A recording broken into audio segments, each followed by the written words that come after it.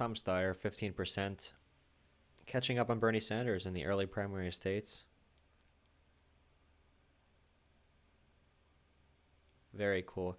Tom Steyer will be the next president of the United States, possibly. It's insane to think that he is polling above of Warren, above of Buttigieg, above Andrew Yang. People in this for so long. Cory Booker had to drop out. Tulsi Gabbard, Klobuchar's down there. Tom Steyer is only 4 points down from Bernie Sanders in the early primary states. And I'm not sure anyone's covering this at all, but there's a chance that Steyer, in the end of this all, in the end of all this, Steyer could possibly get some delegates. And that could matter if we get to a contested convention. Because then he is at the jurisdiction to use those wherever he wants. So that might help a contested convention to happen. If Steyer's going to get votes in early primary states, if he could crack 15% in certain areas,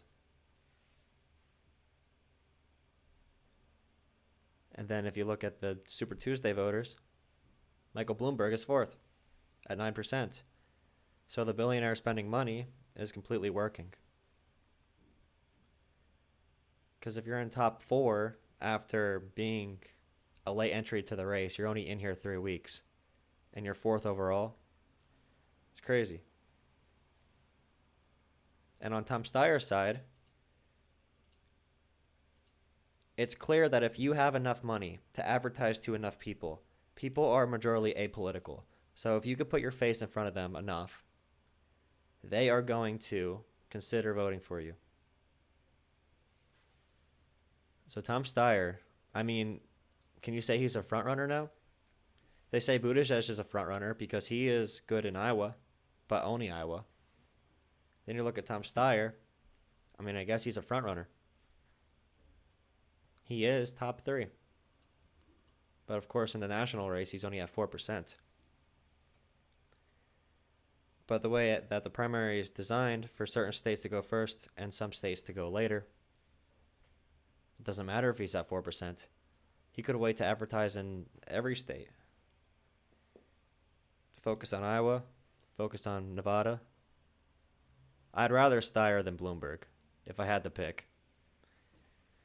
I'd much rather that. Bloomberg is a fascist. And that might be a little like whatever to say, but the way he governs is authoritarian. He was a Republican. He's adapting his policies now to try to be more left because obviously the soul of the party is nowhere near the right now, other than the old moderates. He came out for a higher minimum wage. He was against the minimum wage. He had to say sorry for the issues he had with minorities in New York with stop and frisk. But Tom Steyer, at least he's been trying to do good things, I guess. But that's insane. 15% of the vote, 4% down from Sanders in early primary states. Like, the way it looks right now, if things don't change, and what if he does good tonight, there's a chance that Steyer could be at 15% in South Carolina and Nevada, and he isn't stealing from Biden. As Steyer goes up in Nevada and South Carolina, Biden stays where he is. And Bernie Sanders, Elizabeth Warren, Pete Buttigieg, they all go down. I don't get it. So Steyer is like, he says during the debates that he is the only candidate who will make climate change his number one issue. But, hey, what's up, NK? You see this? You see Tom Steyer is now third place in early primary states. What do you think about that? Are we going to see a Tom Steyer presidency? Is he the compromise candidate? Disagreeing with Judge Judy. Yeah, I can't disagree with Judge Judy. But come on, dude. Like, I don't mind Steyer. I don't mind him. Like, look at the way he speaks. That's not what I call excitement for an election. He would be dominated by Trump. He cannot control, like, a stage. He's really underwhelming, which might be helping him in the primary because everyone else is, like, fighting right now. And he's just in his own lane. He's spending all this money to get his face everywhere. Like, if you go to South Carolina or Nevada, there's Steyer everywhere. Like, there's stories from Las Vegas that say if you walk around Las Vegas, you're going to get Steyer in your face. And you can't escape it. Yeah, but Bernie Sanders came out, and apparently the stuff they denied right away that I defended him on, apparently they did do that. So Sanders' camp admits to anti-Warren script being deployed in early states.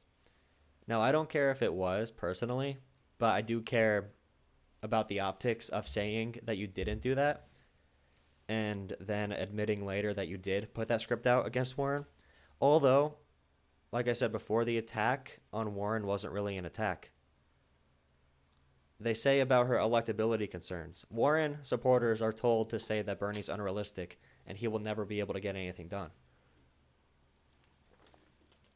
Bernie should have just owned up to it instead of trying to play on both sides.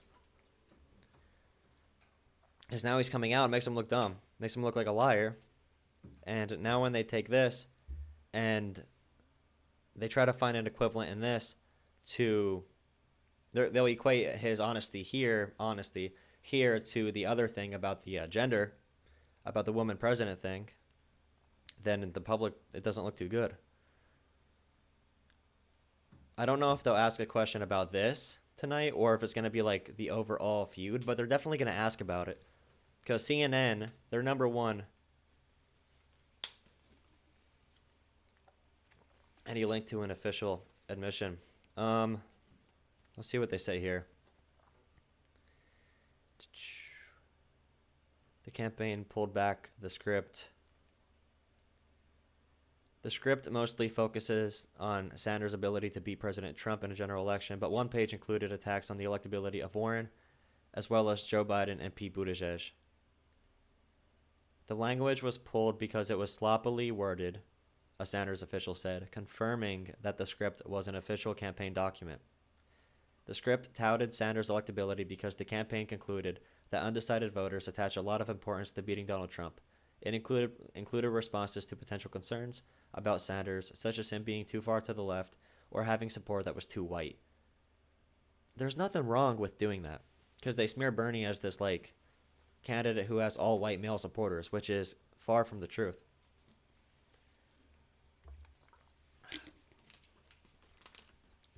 Of course, the media finds that and they take it to Bernie campaign slams Warren as candidate of the elite. Being educated, white, and affluent doesn't mean you're elite.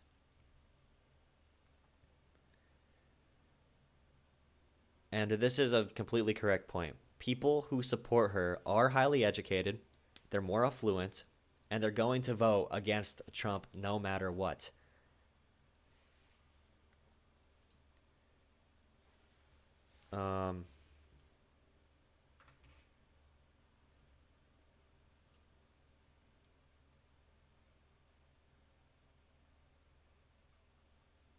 So that's from yesterday. I want to get the, I'll look up the official campaign announcement.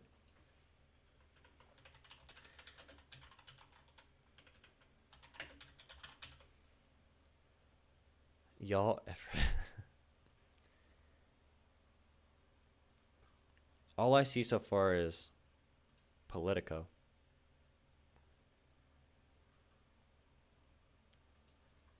Yeah, it's an election, and they don't want them to attack electability or anything. After attacking Bernie forever, but we already know how that game is played. Yeah, I can't find anything from the actual campaign, and I didn't see anything on Twitter about that. Or in his mentions, and no announcements.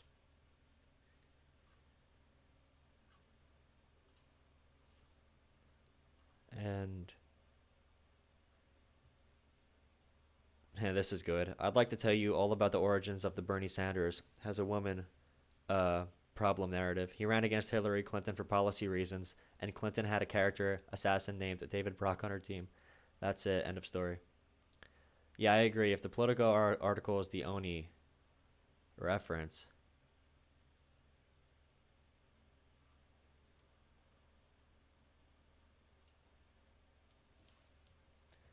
if he did admit to it, if Bernie Sanders did admit to bringing out those attacks, what do you guys think? I think it should be fair game because that's half of what people say about him. I agree. If the Politico article is the only... That's half what people say about him. It's about electability. It's true. If you look at the data, Warren supporters are like that. She's competing for progressives and rich white people. It's just how it is. The United States military.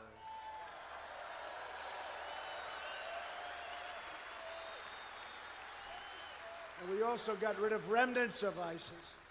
While we're creating jobs and killing terrorists, Democrats in Congress are wasting America's time with demented hoaxes and crazy witch hunts that have been going on, by the way, from the day I came down the escalator with our future First Lady.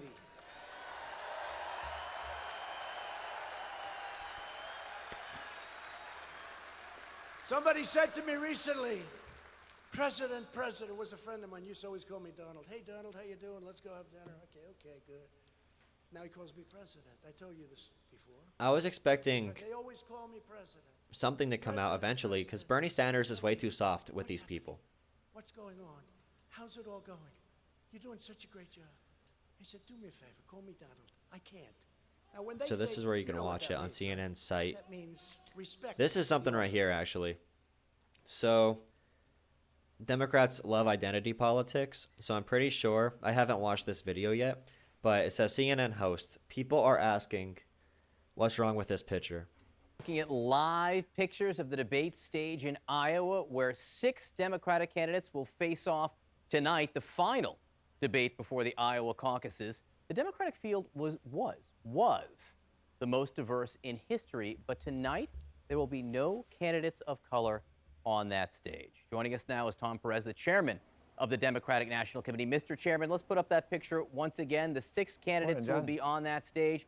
People are asking the Democratic Party, what's wrong with this picture? No candidates of color. Former Massachusetts Governor Deval Patrick, who is I see one.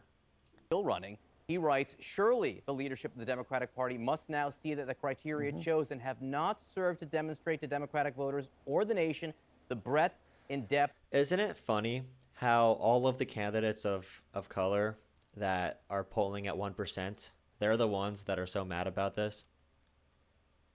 And like, I'm not sure what they want. If black voters, if Latino voters, if Hispanic voters, if they're all voting for white candidates, isn't it more like, am I wrong to say it's more racially insensitive to discount their votes and who they want? Because they're saying we should be putting forward more candidates of color versus we should be putting in place more candidates that will serve the communities that they're talking about. Like, they're more concerned with what the people look like and what's on the outside of the skin, except, I mean, other than considering the actual content of their character. Of the diverse talent in the field. How do you respond to Governor Patrick and those criticizing the lineup tonight? We've set a really remarkably inclusive and frankly low bar throughout the campaigns, John, and I'm proud of that. And as a result of that, we did have the most diverse field in American history, and I'm proud of that. And what we said every month was that the closer we got to Iowa, we would do what we've always done, which is raise the bar. And last month we had 8 people who made the debate stage, 3 women, 2 candidates of color, and an openly gay candidate. Remarkable diversity. Now, Kamala Harris made the debate stage in December. I have no doubt she would have made it in January, and she stepped off and suspended her campaign, not because of any criteria that the DNC set, but for other reasons. And that saddened me. I take a backseat to no one in my commitment to diversity and inclusion. And How can you not dislike these videos? How can you not? Reach 5% in 4 out of 23 polls. Now, let me give you a point of reference. 4 years ago, you needed to average 5% in the 5 polls leading up to Iowa. So the bar— You had to average 5% in the 5 polls leading up to Iowa. That's actually a pretty high requirement compared to what we do now. was much higher in the past. And by the way, in the past, Reverend Sharpton would have surpassed this. Obviously, Barack Obama in 08, Jesse Jackson, 84 and 88. And we've had a large field this year. And as a result, we have sitting senators who weren't able to make the debate stage. I love Deval Patrick. He is my former— Deval Patrick has 2 people supporting him. boss. I think the world of him. He's polling at about 1% right now in the national polls. And so One thing is clear to me, though, whether it was Cory, and I love Cory Booker. I worked with him dating back to his days as mayor. He may be out of the race, but he's not out of the fight. And when you look at the issues that are confronting... Who is asking? Has anyone seen someone ask something about this? Have you ever heard someone in real life say, "What's wrong with this picture? Why do we not have enough diversity on stage?" I have heard no one saying that. Diversity on stage doesn't mean anything about actual policies and what the candidates are going to do for the election and what the candidates are going to stand for and what we're going to do going forward. Yang Gang in the building. Andrew Yang's going to win Iowa. There's a decent chance Andrew Yang does great in Iowa. Imagine that. I saw local papers actually pushing Yang from New Hampshire. I don't know if you saw that. What's up, Dr. It? Perez only released 9. I think he's including national polls and early state polls dating back to November. I think that's when the polls actually counted. But when you're talking early primary states, this is how it shapes out in one of the best polls of all time. And Joe Biden, 27% in the early primary states. Bernie Sanders, 19%, second in these states are Iowa, New Hampshire, South Carolina, and Iowa. Tom Steyer. Tom Steyer is at 15%. So the billionaire Tom Steyer, he has spent $112 million so far on his campaign. And people said at first it wasn't working. But we did have a lack of polls from the early primary states. So we didn't catch this trend happening because we didn't see his rise. I noticed it in other morning consult polls because I looked in the actual data. But what's been happening is Tom Steyer's been spending so much money in these areas. And the apolitical voters that don't pay attention that much until the end, they see Steyer ads everywhere. They see Steyer billboards. They can't get out of the reach of Steyer. So now he's polling at 15%, which is the number you need to get delegates. So there's a big chance Tom Steyer comes out of the first day of voting, in the first week of voting, with some delegates. And that feeds into the plot that is continuing that we might come to a contested convention. And if we come to a contested convention, I'm pretty sure anyone who gets delegates has a chance to move theirs. And that's extremely bad for Bernie Sanders because if you're allowed to move your delegates at the end, I don't see anyone on this list that can get delegates that would give anything to Bernie Sanders. I see no one on this list that would drop out and endorse Bernie Sanders. Literally everyone will band against Sanders. It's insane. Like Cory Booker, I'm guessing he'll endorse Warren or just not do anything. I won't be watching this stream, but you look interesting, so I'll give you a sub and I'll be back. Thank you, Dr. It. Almost at 600. What am I at now?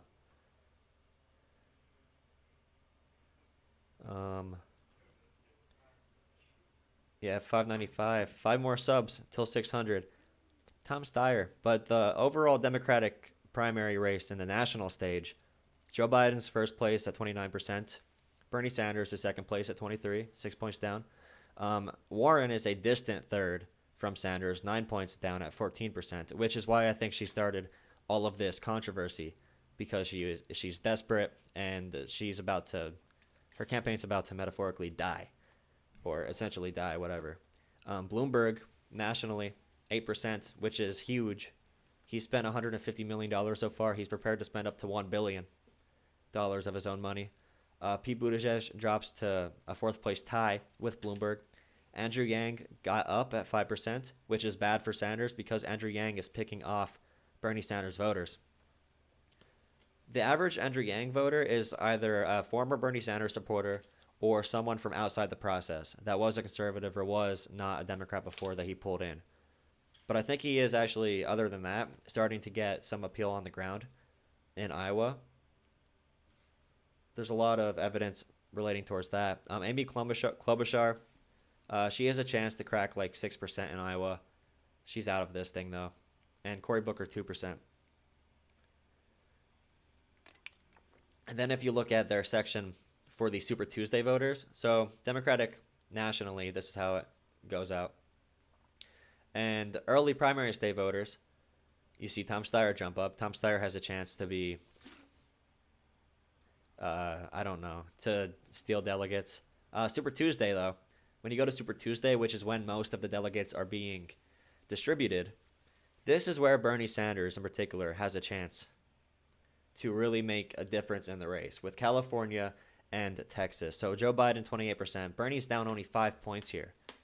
So if Bernie Sanders was able to win 2 of the early primary states, I think he has the nomination. But we have to see what happens after this debate and after this whole scuffle with Warren, because this is getting so much airtime. And yeah, I agree with Taylor, who said Warren might be trying to guarantee more speaking time. I think that's why CNN published the story. Because now CNN, their ratings for debates have been terrible. But now, since they caused controversy, a lot of people are going to be watching. Like, it's a dirty game. But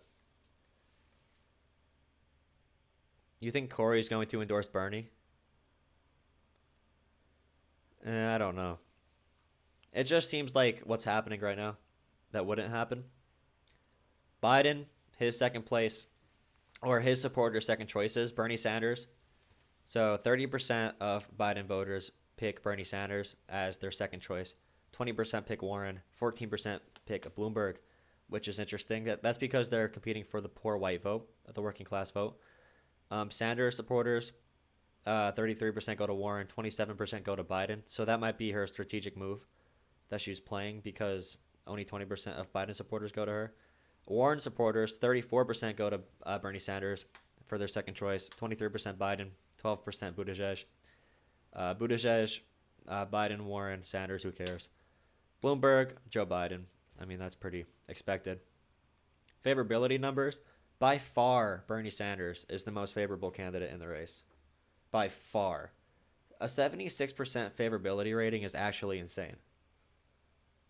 And I'm not sure if people put enough emphasis on that. But at this point, after the media's treatment of Bernie, 76% of people still like him. Like, that's pretty impressive. Because you know how the media talks about him. Yo, 4 more subscribers to 600. Cool. Michael Bloomberg, 49%. Michael Bloomberg's pretty hated. He's the most hated candidate.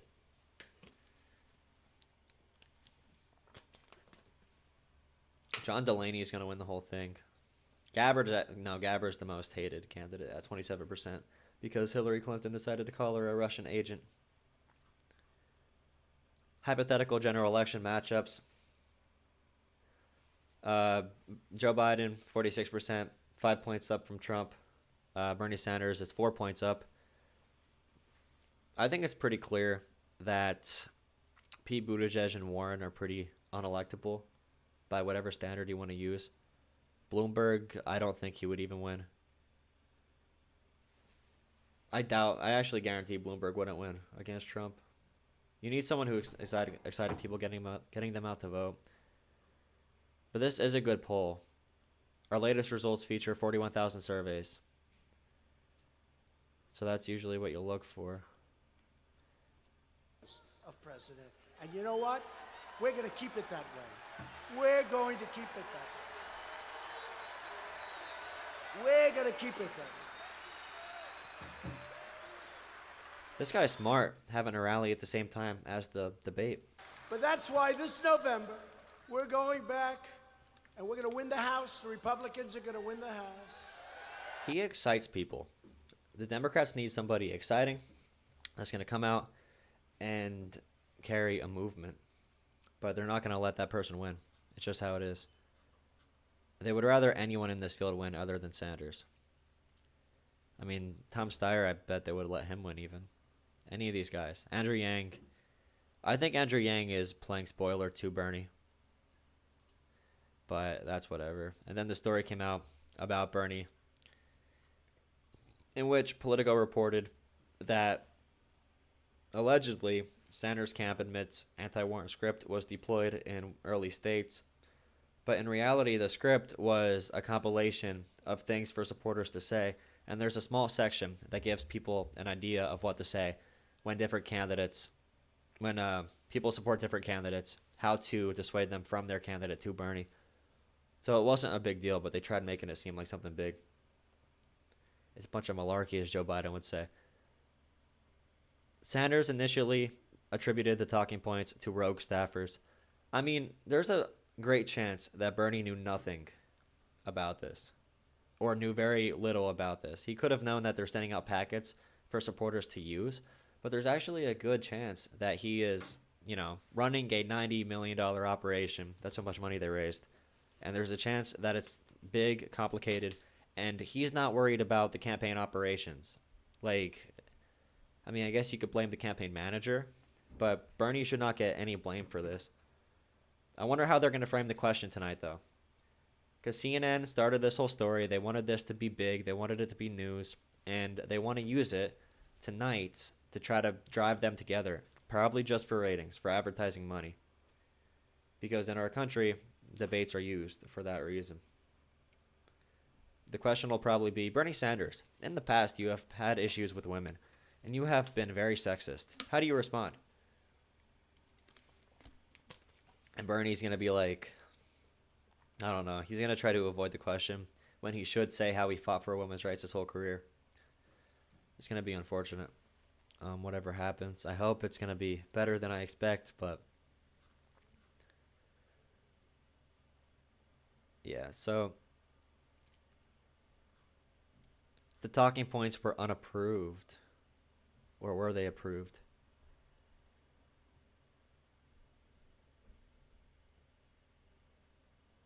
Scripting made for TV.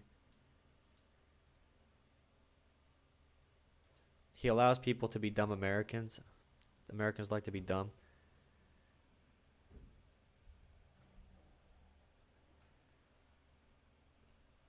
Yeah, so the debate's on in 8 minutes. I don't think I could stream the debate because CNN will kill me through the CIA.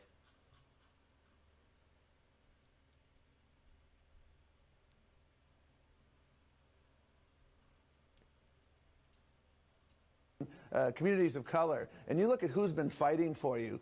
The Democratic Party's long track record of fighting for diversity and inclusion is something that I'm very proud of. And all you need to do is look at the photo of the House Democratic Caucus and the House Republican Caucus, and you know which... Diversity is a non-issue. So tonight we have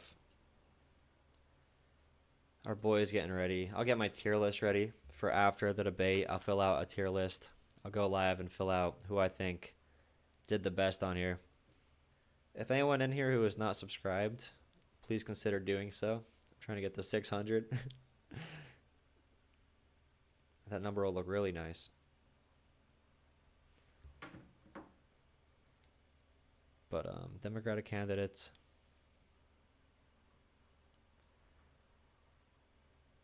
Oh boy, are these right? He's not in anymore. But I have to do.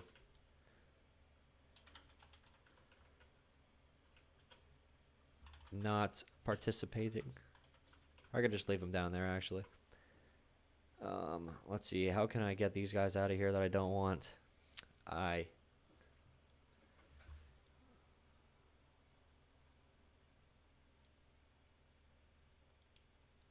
Anyone have any predictions on who they think will win the debate? Delaney's out of here. Castro's out of here. Harris is out of here. Gillibrand's out of here. What's-his-face is out of here. Beto. Fartman. Swaldwell. Idiot. Inslee. Orb Gang. Boring. Bald. Big eyes. Not in the debate. Let's see. Not in the debate. So these 6 then. All right, well. See you guys after the debate. We'll see what happens.